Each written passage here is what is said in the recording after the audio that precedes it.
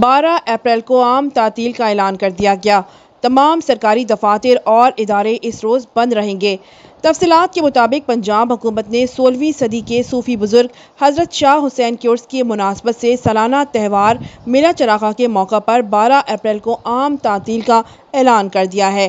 محکمہ services and general administration کی جانب سے جاری کردہ نوٹیفیکیشن میں کہا گیا تعطیل صرف لاہور ضلع میں لاگو ہوگی اور تمام ذیلی دفاتر بھی اس میں شامل ہوں گے۔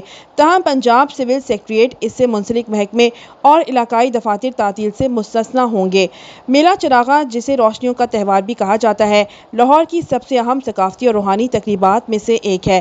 ہر سال حضرت شاہ حسین کے مزار پر منعقد ہونے والے اس میلے میں پورے خطے سے بڑی تعداد میں لوگ آتے ہیں اور اس میں صوفی موسیقی، شاعری کی تلاوت اور پنجابی بزرگ کے احترام میں روایتی رسومات پیش کی جاتی ہیں۔